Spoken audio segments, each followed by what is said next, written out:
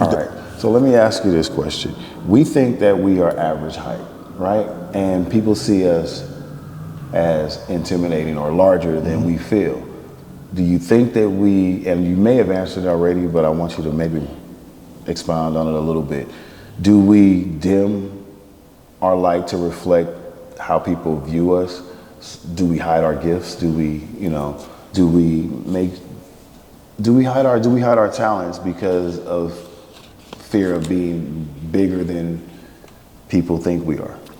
I definitely have in the past. Because I can remember, say, like, if I'm going to church or if I'm going to an event or if I'm going to a movie,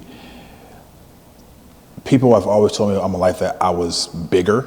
You're a big dude. So I would purposely sit in the back and I would tell myself, well, I just want the person behind me to be able to see, but in actuality, it's because I was feeling some insecurity about my size, because when someone says, oh, you're a big dude, I never took it as something that was positive, right?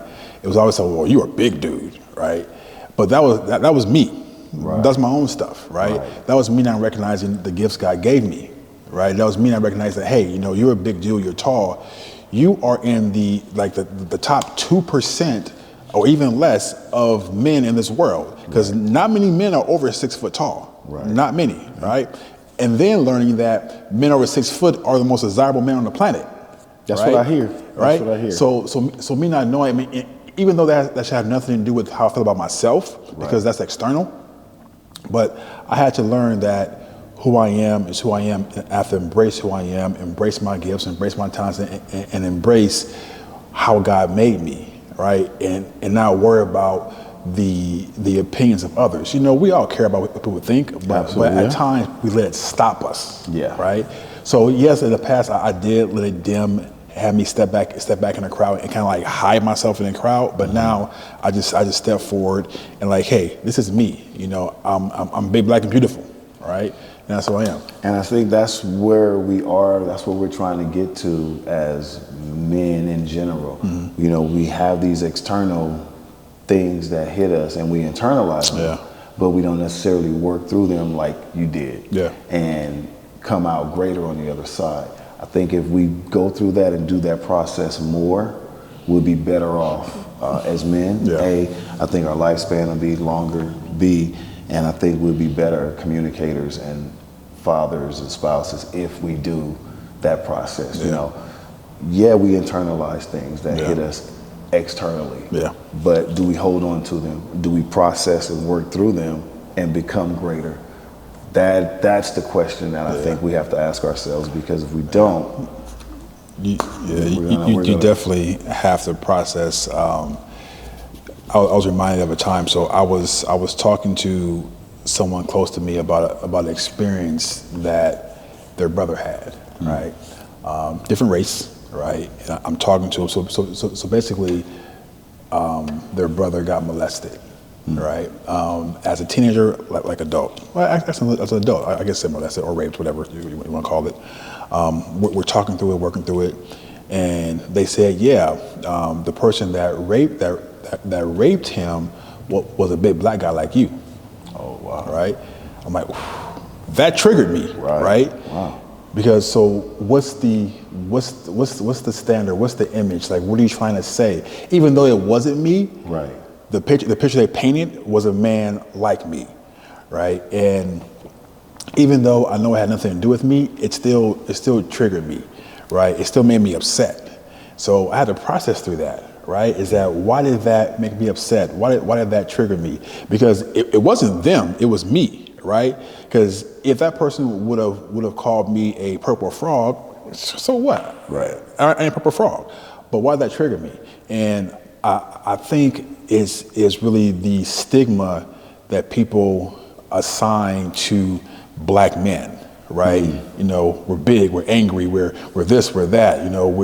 We're beasts, right?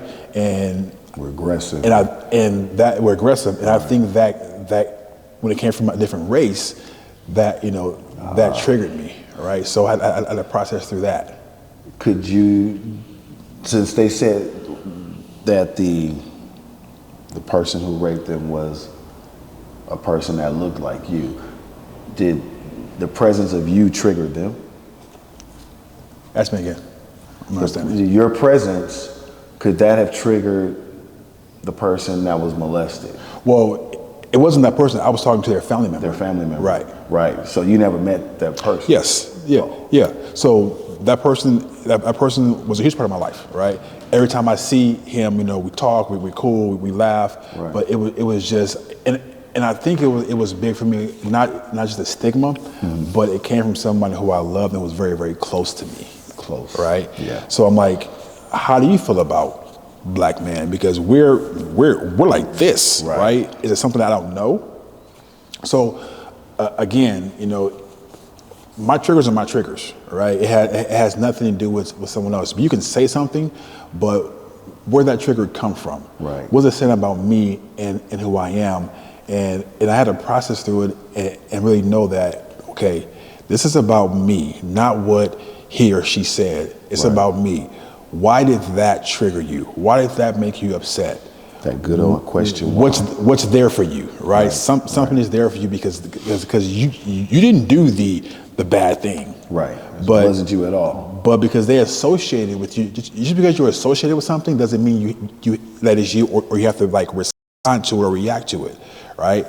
And it took a while, but I processed through it, and it was like, you know what? It was just because I was always called a big black guy in the past, growing up. You're big, you're a big black man. And when they said it brought back all that past trauma up to that point.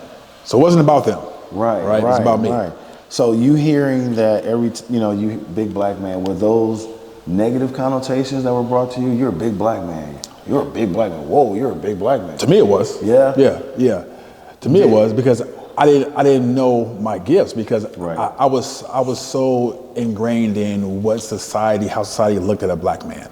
But looking back now, those comments, were they negative? If you look back now, no. You internalized it negatively. Right. Yeah. It was my motto of the world back then, right? Because our minds. I know we're talking about fashion and everything,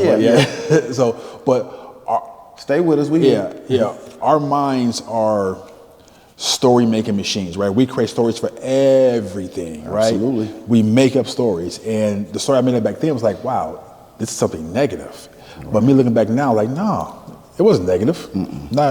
I mean, it was a compliment because, again, knowing that I'm in like the top 1-2% of men in this world, I'm not freaking average. You're not average. Right? I'm not. So knowing that like that was a freaking compliment because people pray and get surgery to be our height. Yeah. They do. Yeah. So now it's like a total gift. Like now it's like a compliment to me now.